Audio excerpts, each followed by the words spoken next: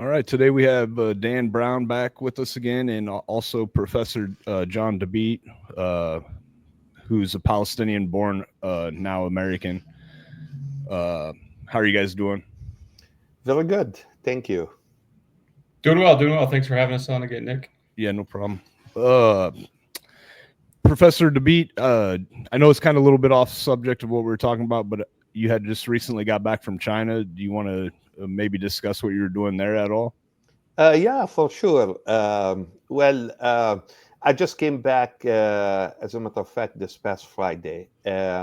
We spent 10 days in China visiting our sister cities in China, which is Jianding. I do work in what we call the Citizen Diplomacy Network in the United States, which is the Sister Cities program. I'm currently the president of Muscatine Sister Cities, but also I serve on Sister Cities board, and also I represent Sister Cities International for the state of Iowa and also country Palestine. Right on.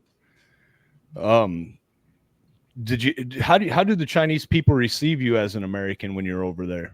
Well, very well. We do have basically a very strong relationship between our city here in Muscatine and the city of Jianding. We signed the agreement 12 years ago in 2013, and they invited us. We went there, a group or delegation of 30 people, and we had great time. The purpose of the visit obviously matches the mission of Sister Cities as an organization, which is to build bridges of understanding and mutual respect between us here in Muscatine, let's say Iowa, and the Chinese. And it's the same mission that we apply with every single sister cities that we have, as a matter of fact, because that's the sister cities mission, or what we call the citizen diplomacy mission. Right on. Yeah. Dan, do you have any questions about China at all for Mr. No, it's Dabeet? always been one of my interest areas. My career and my trajectory in life has brought me more towards Middle East focus and travel around, in the Middle East. But China has always been one of those places I've been interested in visiting, and the rich culture and the rich tradition, and the richness of just the people there. So yeah, in relation to China, does your Palestinian heritage, does that come up at all, and how is that viewed from the Chinese perspective? Yeah, I have been working with them for, as I said, 12 years since we signed the agreement. And they know that I'm a Palestinian American. I basically immigrated to the United States around 38 years ago. So I spent more years in my life here in the United States than in my native country, because I left my native country at the age of 23. As a matter of fact, finish my bachelor degree in business and economics, then from Bethlehem University in Bethlehem, Palestine, and moved to the United States to continue my higher education, my graduate level education. So they know my background, and you see, one of the beauty thing about citizen diplomacy and Sister Cities mission is that we set the politics aside, and we work on more like people to people diplomacy, or people to people, again, mutual respect and understanding and so on, regardless who you are, regardless what country you come from. So for example, Muscatine, Iowa, we do have 9 sister cities programs in 8 countries. Even though you might not think that in Muscatine, Iowa, you have too many programs like that, and we do.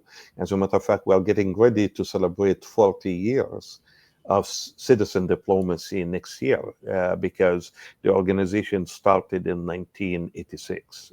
So Next year, it will be 40 years, really, since the organization started. And we have a very strong chapter here in Muscatine, Iowa. I do also serve on the national level with Sister Cities International, the board being representative of the state of Iowa and also representative of the U.S. Palestine Sister Cities relationship too. Well, do you want to talk a little bit about like what it was like when you lived in Palestine, what your experience was? Yes, I would do that with pleasure, for sure. As you said, I was 3 years when Israel took over the West Bank, Gaza Strip, and Jerusalem in 1967. And it was really a moment that I still remember. I will never forget the scenery then, nor the incidents and the events that we experienced at a very early age. For example, if I back up a little bit, in 1948, my dad and his mom was forced to leave their home in Jaffa. And they ended up walking under the bullets and the tanks, the Israeli tanks and so on, long distance. And they ended up, my dad and my grandma ended up settling in the city of Ramallah, which is basically a major city in the West Bank area.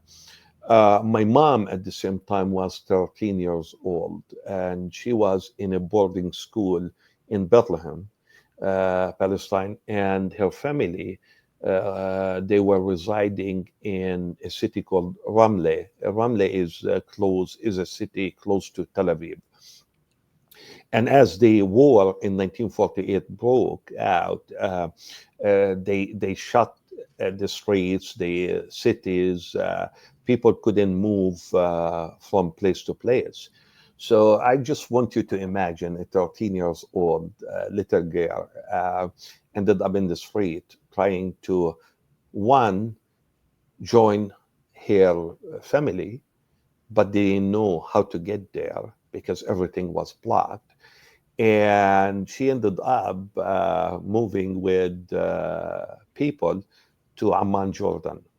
And she lived there 3 years in Amman, Jordan. And at a very early age, as I said, my dad and my mom got married. As a matter of fact, she was around 16 years old, which is unheard of. Right now, no one does something like that.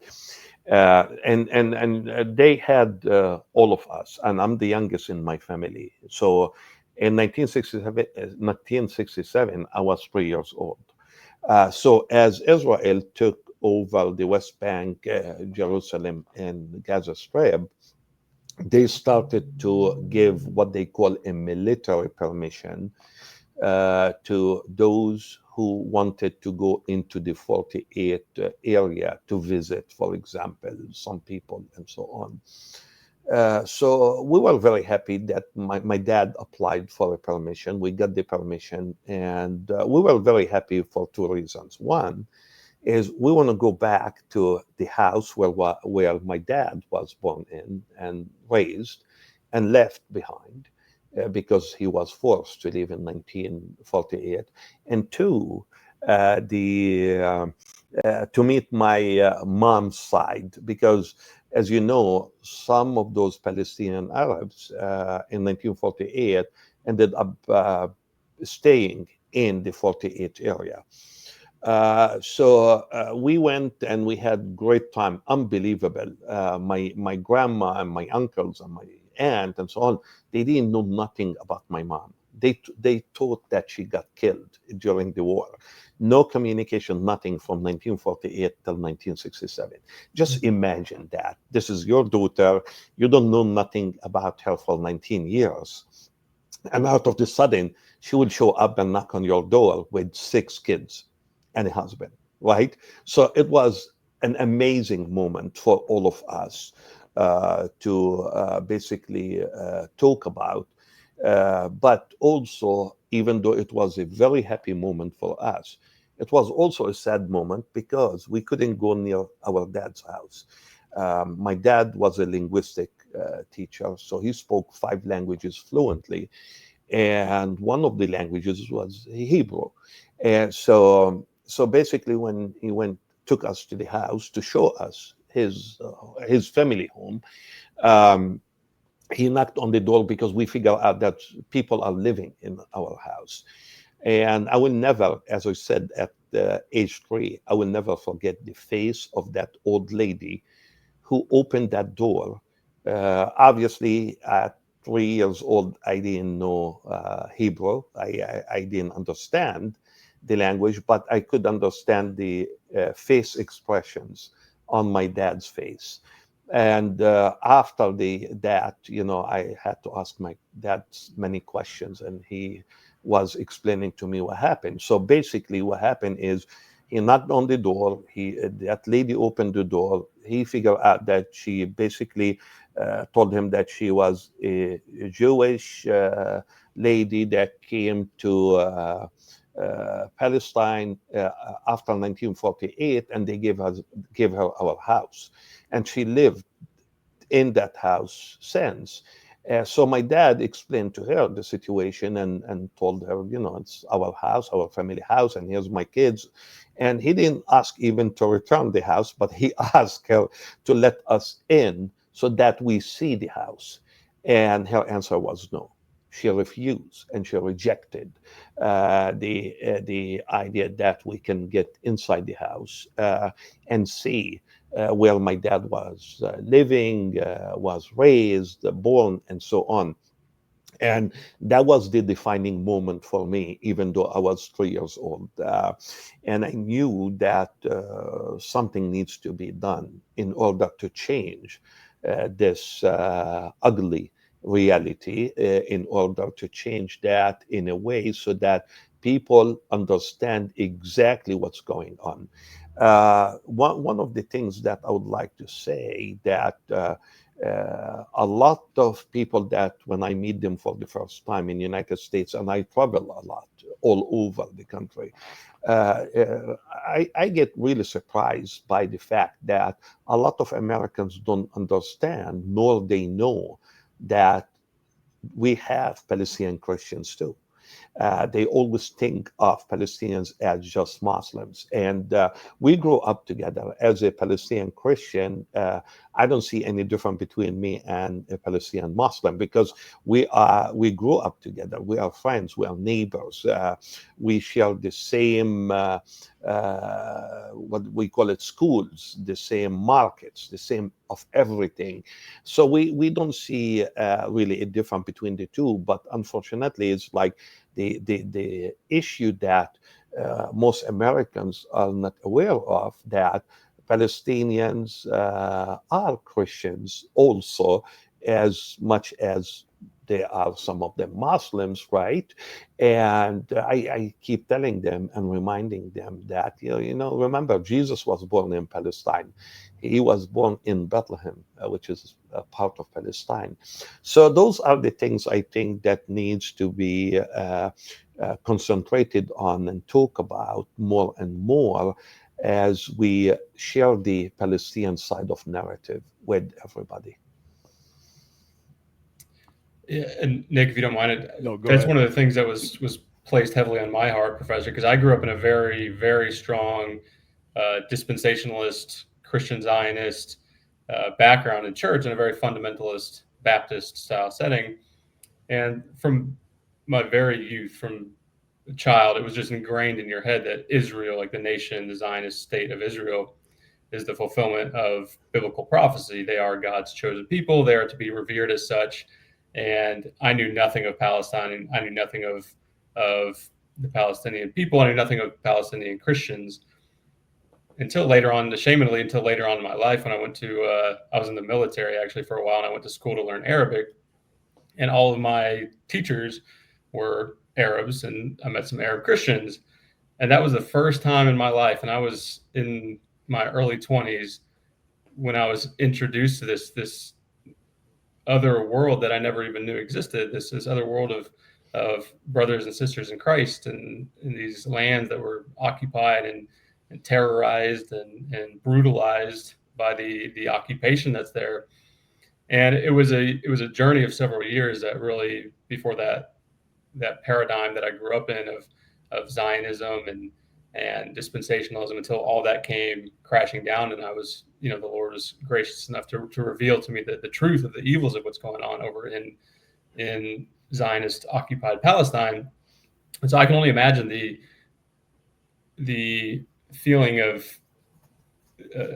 growing up in Palestine, not only living in Palestine, but being a Palestinian Christian, even in the U.S. or in any other part of the world, and having a large majority of the world not even know you exist. I can only imagine the pain and the hurt and the suffering that these people go through. And it's something that has been heavily placed on my heart to speak out against, and that's why I wrote the book that I wrote, and it's centered around deconstructing this Zionist worldview from the evangelical Christian perspective, because I've seen the evils that it does. I've seen the warmongering, the bloodlust that is just embedded inside of this Zionist ideology.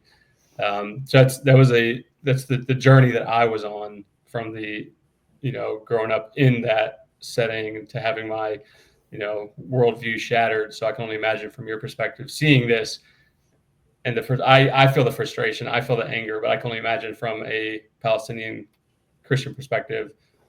How do you combat that? How do you deal with that when you see your people who profess Christ, people who sit in pews of churches, who claim to praise Jesus, and yet are content watching their brothers and sisters in Christ in Palestine get slaughtered? How do you deal with that, honestly? Because that's something that I struggle with, and I'm not a Palestinian.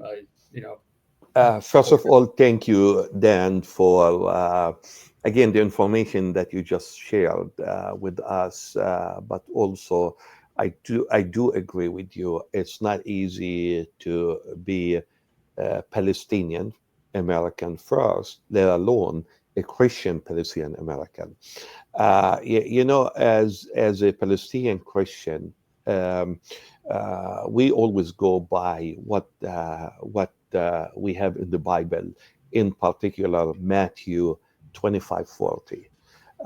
When Jesus said, "I say unto you, in as much as you have done it unto one of the least of these my brethren, you done it unto me." This is the core of the Christian faith. The Christian faith is telling us to love each other, to respect each other, to help each other, not to be prejudiced against others, and so on. And guess what? Our Christian brothers and sisters in Palestine are suffering as much as our Muslim brothers and sisters in Palestine. Our churches are attacked. Our priests and ministers are humiliated and attacked and beaten in many occasions. For example, even just this year when we had Easter, the Holy Week of Easter in Jerusalem, I'm sure most probably you saw that on the news, how the Israeli military and soldiers and so on attacked the faithful Christian Palestinians and the priests and so on in the streets of Jerusalem, trying to prevent them from reaching the Church of Holy Sepulchre in Jerusalem. As I said again, a good number of Christian brothers and sisters got shot and killed by the Israeli Zionist forces. We have a good number of our Christian brothers and sisters were detained in the Israeli prisons and tortures, and some of them were displaced and thrown outside the country. So the Zionist government of Israel does not really differentiate between a Palestinian Muslim and a Palestinian Christian. Is once you are Palestinian, you are Palestinian. You know, I went through a lot of incidents dealing with Israelis living in Palestine, from imprisonment to beaten at checkpoints to all that stuff. But also, I wasn't allowed to go back to my native country of Palestine for almost 20 years. And when in 1998, I decided as an American citizen, when I decided to take my mom back home, because when she was visiting, she had a heart attack, she fell and broke her arm, and based on the recommendations of the doctors, they said she cannot travel alone, so you have to go with her. So I knew that I couldn't go back, because the Israeli government made a decision in 1993 to revoke my identity, which means I could not go back home to my native country. So in 1998, as a U.S. citizen, I took her and we went there, thinking that with all the money we give them, they will treat me as any American, because for me, blue is blue. So when you carry the American passport, you are an American. There should be no difference between someone who's an American from a German heritage or Italian heritage or Palestinian heritage. I was detained for 2.5 weeks. And I remember Madeleine Albright was the Secretary of State then, and she did every possible thing to get me out of that mess. Our Congress member, our senators, everybody. It was a big story on the media, you know. And I remember finally they released me 2.5 weeks later to go back straight to the United States. And I remember the American ambassador then came and took me and put me in that airplane to make sure that I will be leaving the country. So the torture and what we hear about Israel doing when Christians in the United States thinks that they are doing that justifiably against, let's say, Muslims. No, it's done against Christian and Muslims, because if you are Palestinians, they look at you as you are their enemy. And we know, like, look at what's going on in Gaza right now. For example, the oldest Greek Orthodox Church in the history of humankind was hit several times by the Israelis. Air Force. So many in one incident, over 20 Palestinian Christians was murdered by the Israelis in Gaza, who decided to take refuge in that church. And when they hit the church, those ended up dying because of that, when they bombed the church. So we do a lot of work. We try to share the narrative with everybody. We try to do it in a different way, well involved in politics at the national level. But also I serve on a Christian initiative through the Jimmy Carter's Peace Center in Atlanta, Georgia. And we do a lot of reaching out to churches in the United States here, trying to share the narrative with them. The problem is the hardcore churches, more the Baptists and so on.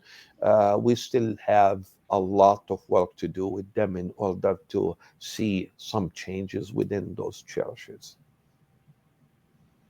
I can only imagine, knowing the background that I grew up in, and seeing just the vitriol that comes from these professing Christians, and not only the lay persons, but the pastors and the leaders of these churches that are supposed to be shepherding their flocks and following the footsteps of Jesus. Mhm. the way that they treat their own brothers and sisters in Christ. I can only imagine the hatred that comes from my own perspective, just in this journey that I've been on, trying to open people's eyes to the evils of Zionism, death threats, and all this stuff coming from predominantly people on the right wing or on the right side of politics and from inside Christian circles. And it's the to me, it's just the Lord has opened my eyes to the what I perceive as the satanic deception behind a lot of this stuff, and how a lot of these people have given themselves over to idolatry and have set up, Zionist Israel, and have set up politics, and have set up these things in their hearts that have replaced Jesus, that have replaced the love of Jesus, and they've elevated these worldly things to the status of idols in their hearts, that has blinded them to the truth, to the point where they're willing to sacrifice the lives of innocent men, women, and children, both Muslim and Christian, for the sake of their own political ideology and their own political identity. And I think that is the hallmark of evil. And I think that is something that, thankfully, given what has been transpiring over these past weeks, months, years, more and more people are waking up to what is going on over there.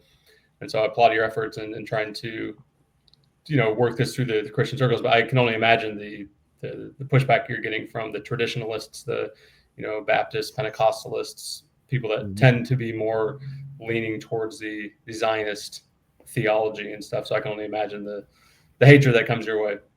That's totally, I agree totally with you. I mean, it's something we deal with all the time. Like a couple days ago, Senator Ted Cruz, I don't know if you watched that interview, talking about how biblically how we are ordered as Christians to support Israel and so on. The problem is when they talk about Israel, they don't even understand what it meant by Israel in the Bible. They refer to Israel as the current government, the current country, and so on. And I keep telling them, Israel in the Bible does not mean a piece of land nor a country. Israel in the Bible is a people, the descendant of Jacob. We all are descendants of Jacob. So we are talking about people rather than country, but they put that twist for their political gain on what's in the Bible, and they try to use it in a certain way to make sure that they portray Palestinians as if they are the devils and the evils, and the Israelis as the angels. I don't have problem with Judaism. I mean, I have a good number of friends who are Jewish. We communicate every day. I work with them. We have the Jewish peace movement, and so we work together for the same exact goal, which is to liberate Palestine from this, from the longest, again, military occupation in the history of mankind. And sometimes, we are called anti-Semitic. And I usually smile because, again, if they really understand and if they are really an educated people, they know that we Arabs are as Semite as the Jewish people. So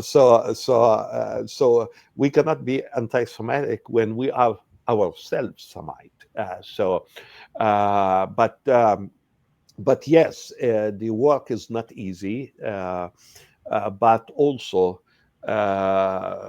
when you have enough determination, nothing will stop you. And I always tell people, that we need to be taking our seat around the table. We need, yes, sometimes we might not be able to change things, but at least we can share our narrative when we have a seat around the table. Obviously, some people disagree with that, which is fine. People are different, right?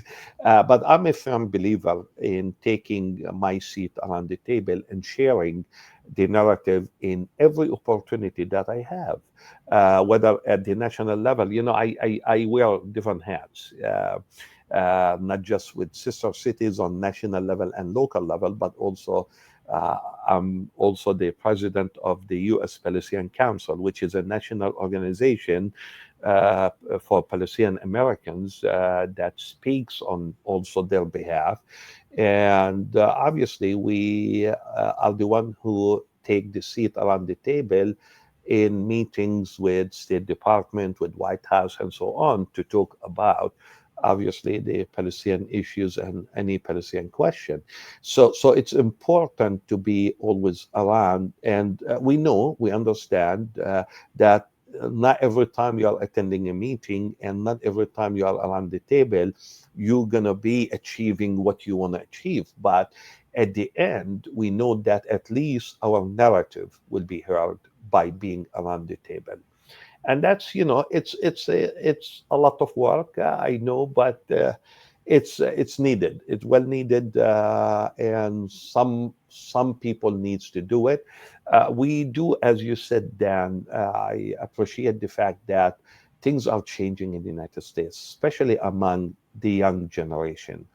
Younger generation are now standing up more and supporting more the Palestinian side of narrative than the Israeli narrative, because they started to see what's going on in Palestine. They started to see that there is an oppressor and there is an oppressed.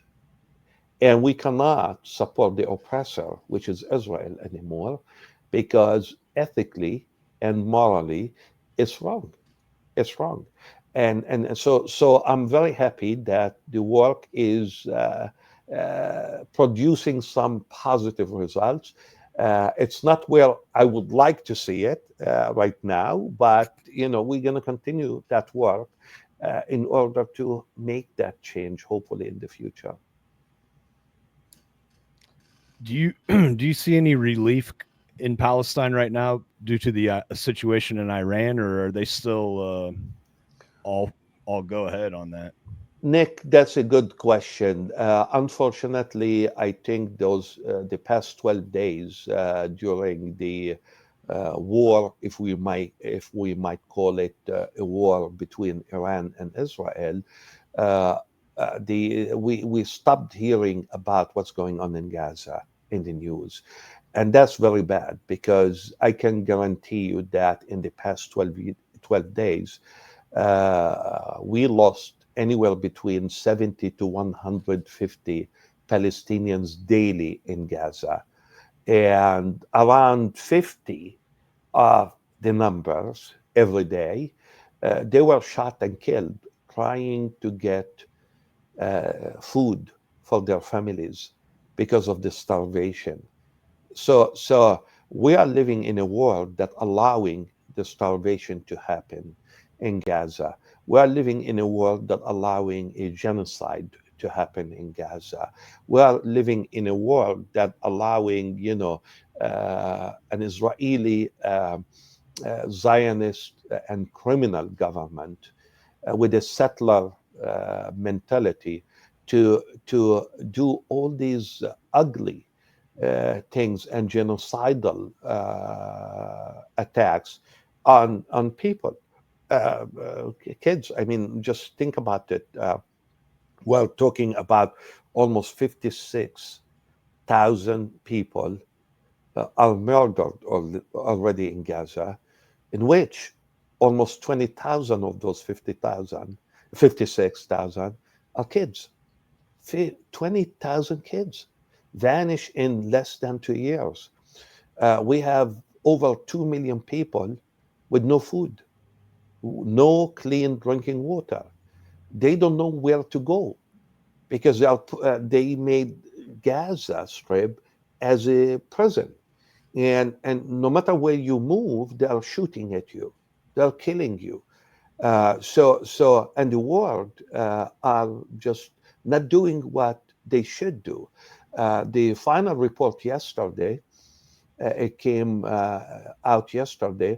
They are talking about almost 350,000 Palestinians in Gaza are not counted for. And I will guarantee you, most probably the majority of them are dead. So when everything's settled at the end, and when we see the numbers, we know that what we are saying now, it's a total genocide against the Palestinian people. It is really and truly a genocide on behalf on this hands of the Israeli settler mentality and Zionist government. When almost 2 years ago everything started, I mean, we are talking about government ministers in the Israeli government called for the starvation, called for cutting water on the Palestinian people in Gaza. So basically, they called for genocide against those people who are living and have no choice to be safe, even, or provide their families with basic safety. Because it doesn't matter where you are, even those they tell them to move north, they move north, they hit them with airplanes and kill them. Then they tell them move south, they move south, they kill them more. So the whole area is experiencing a true genocide, really.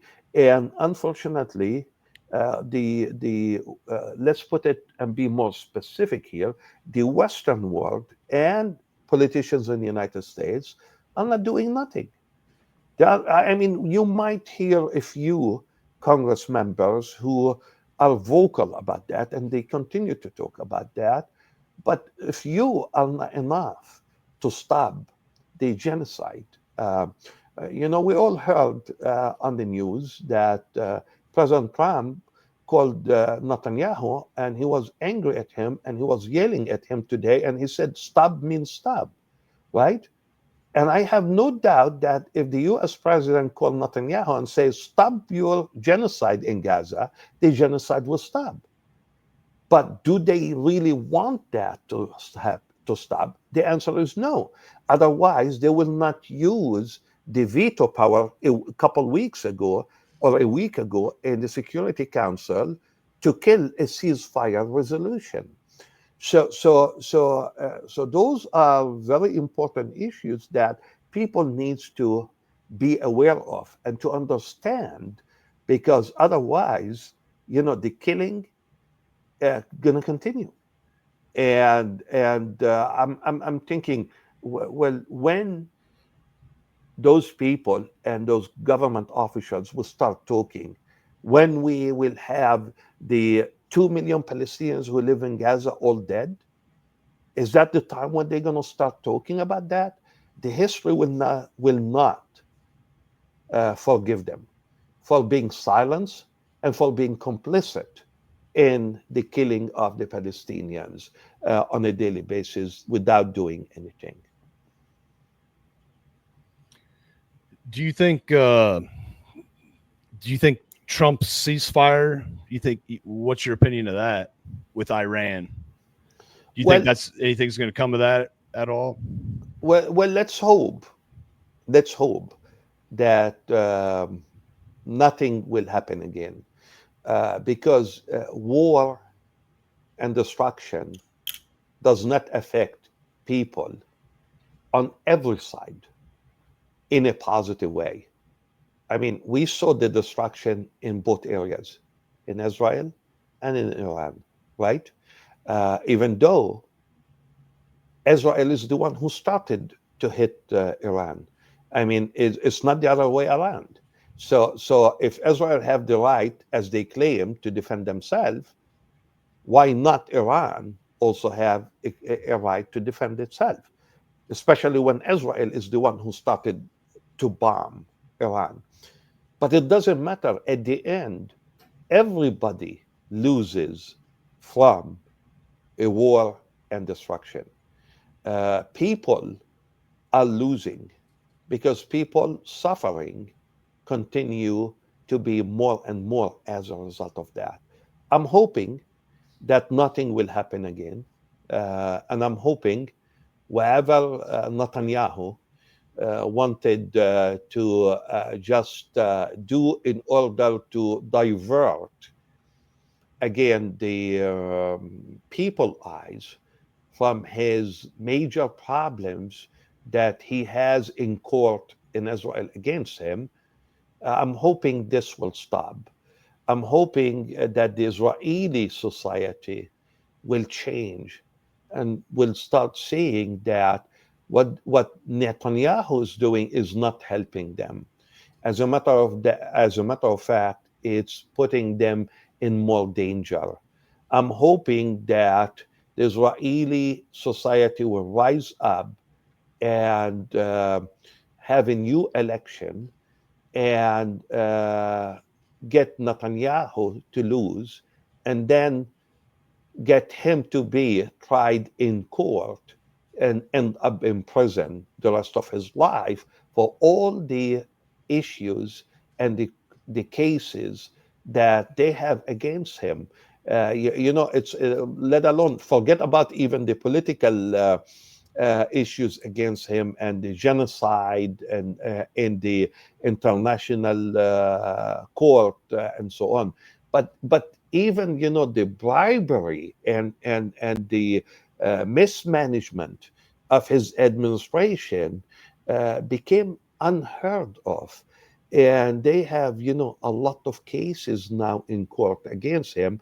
And I do believe that he continued to engage from war to war, from killing to killing, in order to divert those particular things against him, because they're not going to try him while he's in situations like that, obviously. So once everything stopped, he knows that he will be tried in court, and most probably he will be in prison for what he did, for corruption and bribery and all that.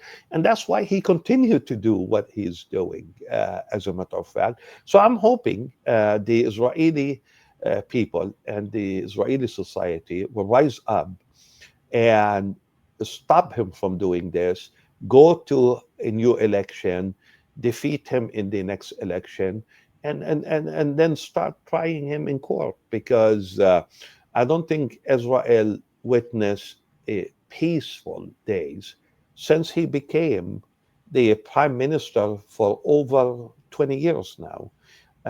So, when you put a right-wing individual like him in power, who is thirsty for more and more Palestinian blood every day, peace is not going to happen, nor it will be achieved. What do you think would be the perfect solution in your mind to this conflict? Would you like to see it return to a Palestinian state? Would you like to see a two-state solution? Do you have any real opinion on that? Yes, the official Palestinian opinion on that, obviously, is two-state solution, living side by side, respecting each other, depending on each other. We cannot really live totally in a vacuum from each other. The Palestinian Liberation Organization, the PLO, in 1988 accepted Israel on the 1967 lines. They accepted them, even though in 1948 the state of Israel was established on 72% of historic Palestine. So in 1988, the PLO, and this is the official stand of the Palestinians, accepted them, accepted their states, and that's in 1988.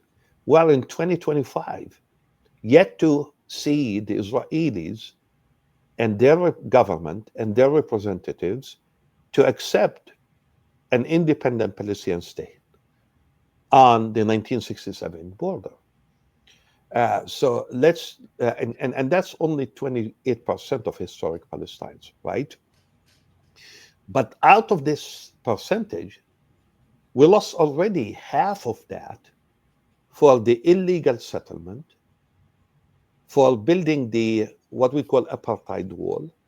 They are circling every city, Palestinian city in Palestine, with an apartheid wall. You cannot go from city to city without going through their check marks because they are still in charge with the security. So one of my Jewish friends described the situation since Oslo till now as a slice of um, what they call it, Swiss cheese. And just imagine a slice of Swiss cheese. It has holes in it, right? So those holes represent those Palestinian cities in the West Bank. But those holes are connected with cheese, right? Those to go from one hole to another, you have to pass by that cheese, right? Which is to pass by the Israeli security. And it's up to them to let you go from this city A to city B or not. It's up to them to, for example, hold you for 12 hours at this checkpoint before they let you go. So the humiliation that the Palestinians are witnessing on a daily basis on those checkpoints does not tell me or anyone else that Israel really wants peace with the Palestinians. So on the Palestinian side, we accepted the fact that they do exist and they have that state. But we have been asking them since 1988 to accept us. And every time we do this, they confiscate more lands for the illegal settlements. And it's military rule. You can have a house today. Can you imagine? You can lose it tomorrow. So imagine, Dan and Nick, you are living in your house. Someone will come and throw you out and say, hey, guess what? That's not your house anymore. You cannot come near it anymore. This is exactly, in a simple way, what the Palestinians are going through every day. This is exactly what we are witnessing. So for me to be realistic right now, well, let's create a democratic state for all, right? Let everybody lives in a democratic state, and whoever have the right to run for election and government and so on, whoever get it. But we cannot accept the situation that we are in since 1948 and even before 1948 till now to continue. Because if we accept it to continue, it means more confiscations of lands, more illegal settlements, more killing, more imprisonment, more humiliation, and we will not accept that anymore, regardless who will talk about it. We cannot accept the dehumanization of the Palestinian people anymore, and we want to make it clear that Palestinian Christians and Palestinian Muslims are united, one hand, in their struggle and in their fight against the illegal occupation of the land. And that's, it's as simple as that. Now, what will happen in the future? We have yet to see, but we never, as Palestinians, give up the peace as a solution. But at the same time, we are seeing Israel committing more and more genocide and terrorist acts against the people of Palestine on a daily basis. And that is, I think the world needs to open their eyes and see exactly what's going on. I know the people of the world are standing up. We are witnessing huge demonstrations that we never witnessed in the history of mankind, happening almost in every country around the globe. in support of Palestine and the Palestinian people. The difference is the governments are still complicit with what is going on for the Palestinians on the hand of the Israelis. Dan, you had some interesting questions that you wanted to ask. Do you want to go ahead and ask Professor Dabeet some of your questions?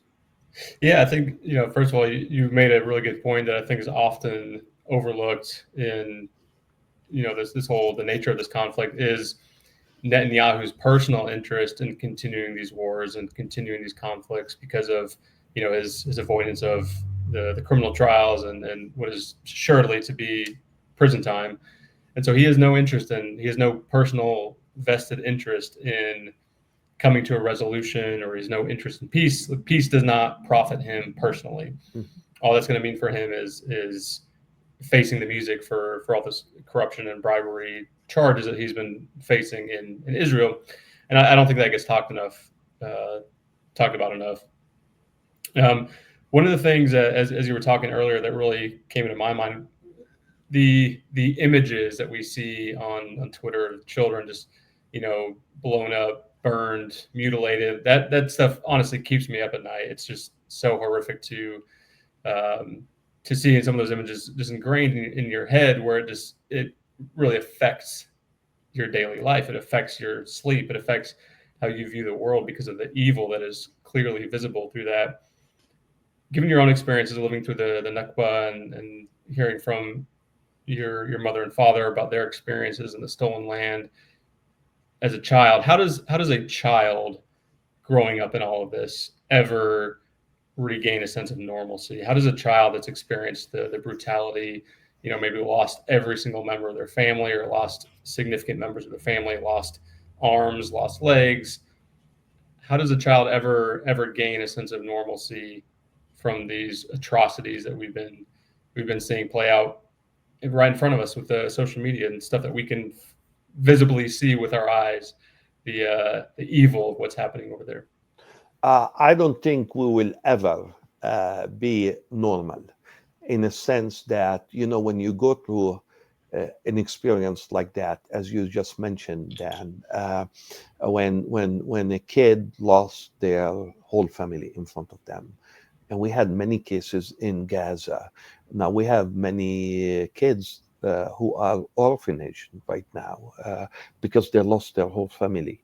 But also, I tell people, our heart bleeds every day when we see what's going on, especially for kids. When it comes to kids, as I did mention a little bit ago, I mean, we're talking about over 20,000 kids.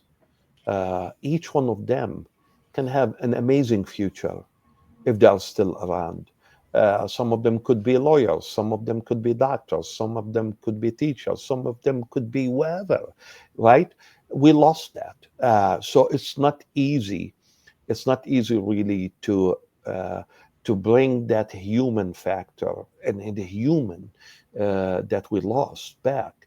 But we're saying we cannot also afford to continue to be this way and losing more and more Palestinian, because Israel, and from Smotrich to Ben Gvir, that continue to keep, making all these threats, and we need to kill them all. We need to force them all to leave Gaza Strip and demolish the whole strip completely and rebuild everything new. I mean, those are really genocidal statements that we are hearing on a daily basis. That comes from this Netanyahu government right now. One of the things that I would say, once you get that experience, yes, that experience might make you stronger as an individual, but yes, that experience also will always be inside you all your life, the rest of your life. As I said again, at age 3, when I saw the sadness on my dad's face, trying to get us to go inside his house, and he couldn't, because that lady that came from Poland that has nothing to do with Palestine took our home and couldn't allow us to go in. I will never forget that. I will always see it in front of me. But I use that in a positive way, as a fuel in order to do something positive, in order to do something better. So hopefully it will provide the Palestinian people with a better future, with a safer a future where each one of them can shine in his or her own way. One of the things, as I'm talking about that, I cannot help it but to remember the what we call the Revelation 3:9. So if we think about Revelation 3:9 in the Bible, what they said, "Behold, I will make them of the synagogue of Satan, which say they are Jewish, and they are not, but do lie. Behold, I will make them to come and worship before thy feet, and to know that I have loved thee." This is very important. I know a true Jewish individual will stand 100% against what's going on in Gaza and against their genocidal government headed by Netanyahu.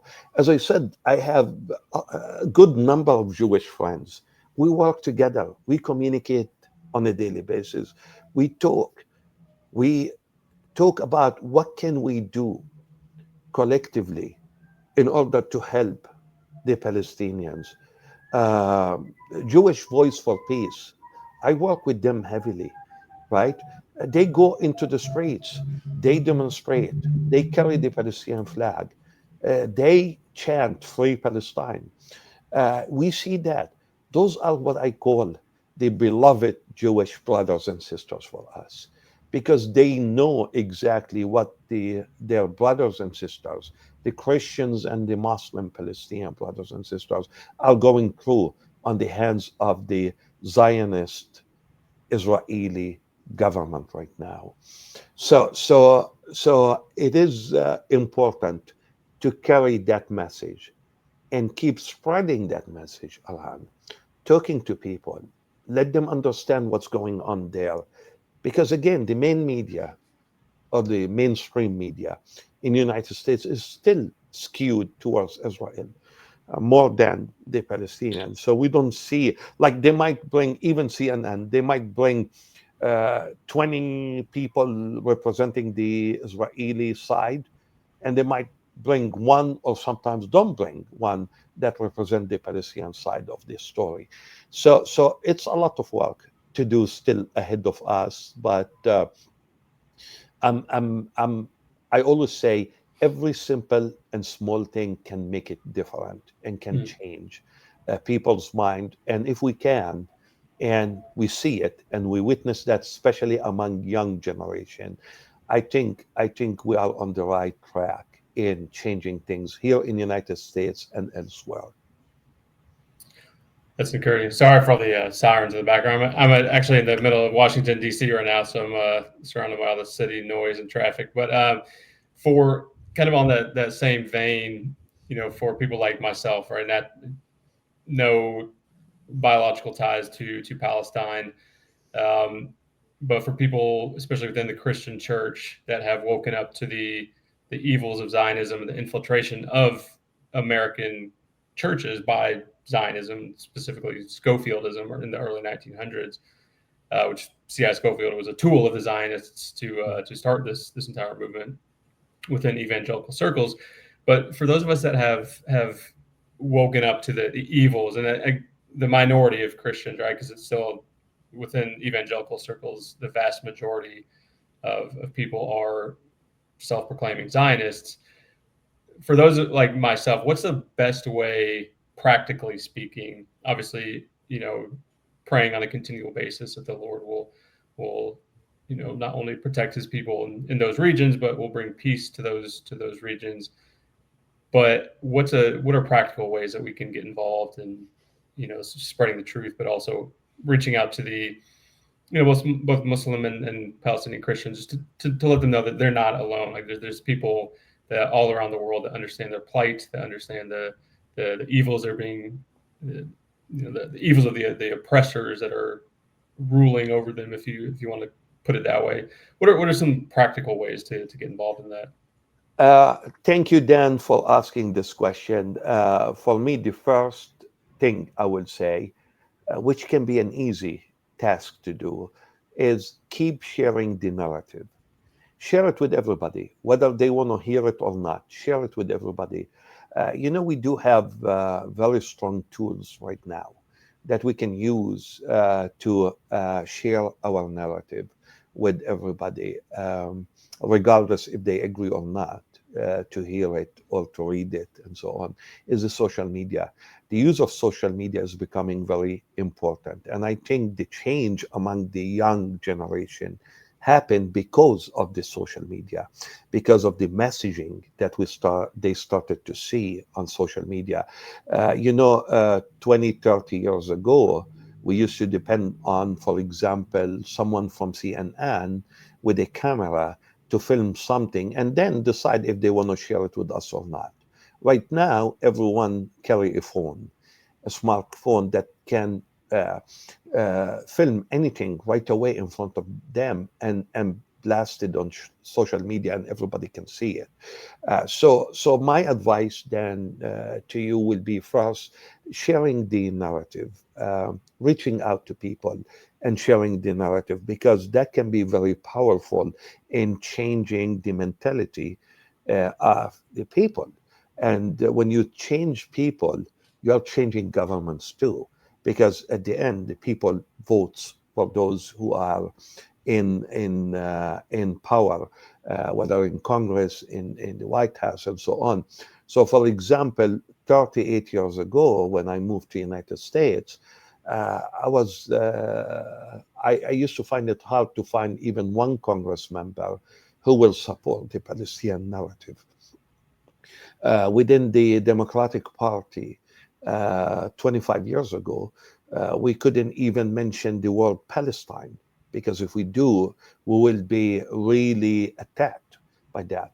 Right now, if you look at the Democratic Party platform, here in the state of Iowa, for example, I'm one of the authors of the platform in the state of Iowa. You see the platform regarding Israel-Palestine. You think, it's amazing document to see and to read. So involvement, that's why I always push people to take their seat around the table in order to create the change. Otherwise, the change is not going to happen on its own. So that's one thing I would like to say. The other thing that I do from time to time is writing letters to the editors in newspapers, or for example, a guest piece to newspaper talking about the issue. Because when people also read, they're going to start searching for the truth and what's going on and so on. So we are planting, the seeds in people's mind to start seeking the truth and knowing exactly what's going on there. So that's another thing. And as you did mention, I love to read your book too, and I'm hoping that I get the information, which I will be ordering that book very soon, and like to read it too. But those are also things to share with people and to educate them. You see, I always tell people, I don't want you to be pro-Palestinian. I want you to be pro-justice, right? Because when you are pro-justice, you see that the oppressor, the Israeli occupation, are oppressing the Palestinian people for a reason. We, the Palestinian people in the Middle East, are the most and well-educated people in the Middle East. So imagine we are doing what we are doing under a brutal occupation. Imagine if we are free. Imagine what can we do in the Middle East and elsewhere. I have, because I traveled the whole United States, as I said, and because of my position as the president of the U.S. Palestinian Council, I know. I mean, we have tons of doctors, Palestinian American doctors, all over the country. You go even here, University of Iowa, medical and school and the hospital. You see how many Palestinian Americans who are leading doctors are working there and teaching in their medical school and so on. And that's no different in almost every major city and town in the United States. So we are, saying that we need the opportunity to shine even more, because when you are restricted by this brutal occupation, it's not easy to function right. So I say, education as an educator myself, education is extremely important. Sharing the narrative is important, and we have different ways to share the narrative. Some of us might put a post on Facebook or Instagram and so on, and share it with friends and people. Some of us might be like you, Dan, writing a book and promoting that book all over, so that people can really understand again what you went through, and how you started your life and what happened to you, which I call it the epiphany. That happens in some people, where they see something and something happened to them that changed them completely. And as they start seeking the truth and justice and so on. So some might write a piece in a newspaper, some might participate in an interview, TV interview, or radio, or podcast, as we are doing right now, and so on. So there are a lot of options for people to do in order to change. But also, I want to be realistic too, telling people that the change is not going to happen tomorrow. The change will take some time. In my 38 years working here in the United States, as I did mention, when I moved to the United States, it was hard to find one Congress member who supports the Palestinian struggle. Now we're talking about around 70 to 80 Congress members who supports the Palestinian struggles and who are vocal about it too, and so on. So it did not happen overnight. It took many years to get there. But again, still 70 or 80 is not enough to have in Congress support. So we need to continue that work in order to get more and more support. I think, Nick, the last thing that on my end, and just respond to that, Professor, it's, I have a very unique, and maybe at some point, share my entire story, but I was living I grew up in the church, walked away for a good number of years, and a large part was because I saw the treatment of Christians in Palestine. Something I couldn't reconcile that in my head. And I thought that the problem was Christianity. I thought the problem was the Bible. I knew there was something wrong there. I didn't know what it was. So I was living this life of total sin. And the Lord miraculously reached out and called me back, gave me this specific message to speak out against Zionism in the church. And I know for sure that's what I've been called to. And when the Lord called me, there were two verses that really popped in my head from 1 Timothy that I just could not get out of my mind. And it was 1 Timothy 1:3, Paul writing to Timothy, says, "As I urged you when I was going to Macedonia, remain at Ephesus, so that you may charge certain persons not to teach any different doctrine or any false doctrines," as it says in other translations. And then 1 Timothy 4:1, it says, "Now the Spirit expressly says that in later times some will depart from the faith by devoting themselves to deceitful spirits and teachings of demons." And so, through the revelation, like as I was reading, the word is soaking into my soul. And the book started as my own notes. The book didn't start as a book. It started as the Lord was revealing all these truths from Scripture that I had been blinded to my entire life. He really just opened my eyes to the satanic deceit and the demonic forces behind this Zionist movement within the church that's robbed the new covenant gospel of the focus on Jesus, and has has turned that focus into something that has been just subtly twisted and perverted to glorify a Zionist state that rejects Jesus, that commits atrocities, commits genocide, corruption. Is, you'll get all manner of evil, violence, and wickedness that comes out of the Zionist movement, not only in Tel Aviv but throughout the world. So that's been heavy on my heart, and so I feel like my mission in life is directed towards Christian Zionists, people that have been blinded by this false doctrine, because in my opinion, it is a false gospel. It's not the gospel of the Lord Jesus. And so that's what the book's geared towards, is opening up the minds of people and planting it. And the book is a biblical walkthrough. Like it's not my own opinion. It's not my own thoughts. It's from the Bible.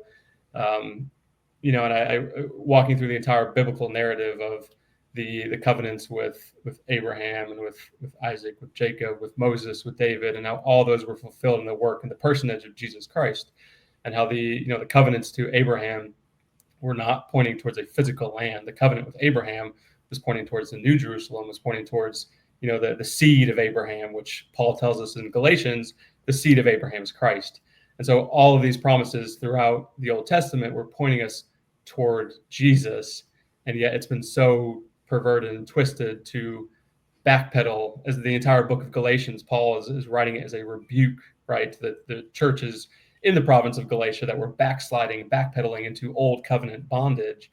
Mm-hmm. And the American church is doing that exact same thing this day and age. And I've had several very strong disagreements with people, how I've been accused of majoring in the minors and making a minor deal out of doctrinal differences.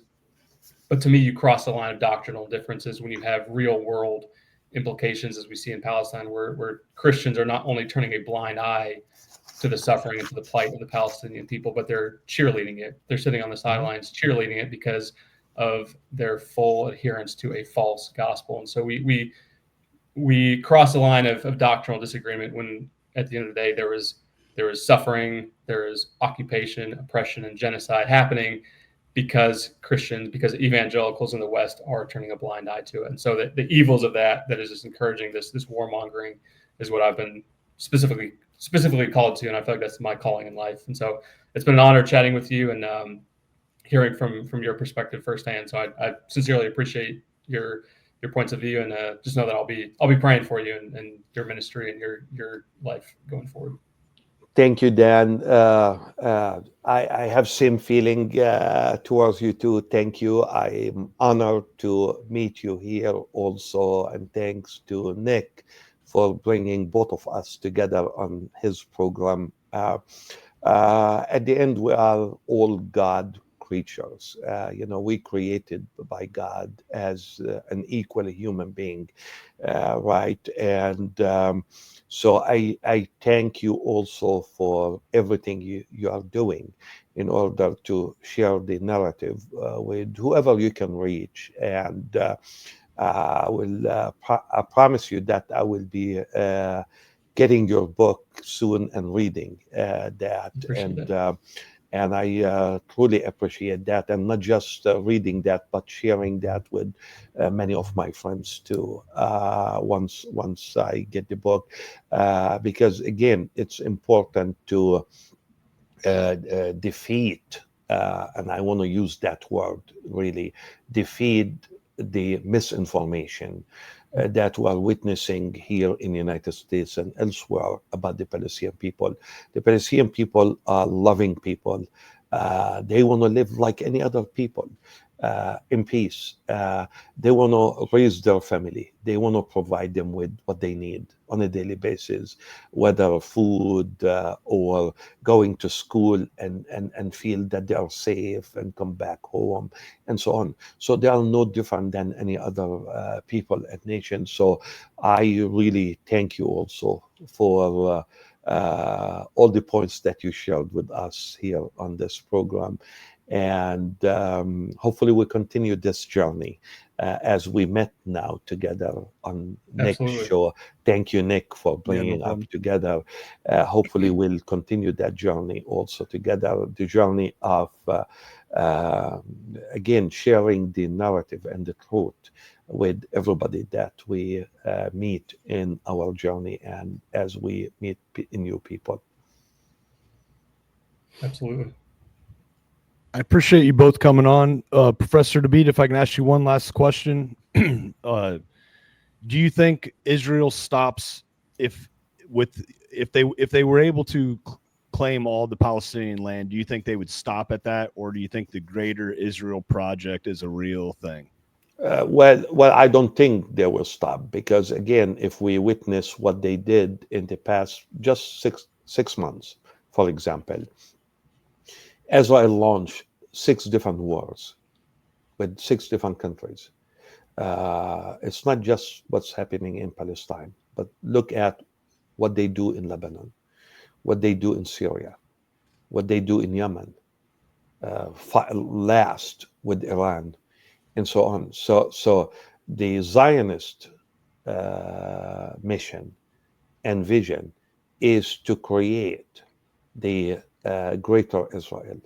And as we know, that based on their teaching, their greater Israel goes between the 2 rivers, the Euphrates in Iraq and the Nile River in Egypt. As a matter of fact, if you see their flag, you have the Star of David in the middle, and you have 2 blue lines, one on top of that and one under. Those lines basically is the lines that defines what Greater Israel means, because one of them represent the Nile River, and the other one represent the Euphrates River in Iraq. So their vision as a Zionist movement is to build that greater Israel between the 2 rivers, which means you're talking about taking not just Palestine, but also Lebanon, Syria, Jordan, all the way to Iraq on one side, and on the other side to Egypt. That's their vision, the Zionist vision. If you read their, their books, literature, papers, and so on, it's clear. I mean, I'm not bringing something new. This is part of their beliefs as a Zionist movement, as a political movement. There are some people sometimes say, but yeah, when you talk about Zionism, you are talking about Jewish people. No, that there's a huge difference between Zionists or Zionism as a political movement versus Judaism, which is a religion. We believe in Judaism. We believe in Christianity. We believe in Islam because the 3 religions came from God, from the same exact God that we believe in. So we have no problem with Judaism. As I said, I have friends who are dear friends who are Jewish people, and they're doing what all of us are doing. They're standing up for their government. They are against everything that we are witnessing, and they know what's in their religion, and they know exactly what they should do. So Zionism became the political movement of a group of Israelis and Jewish people who tried to justify their genocide against Palestine, and they tried to justify that, as Dan mentioned, from a biblical point of view.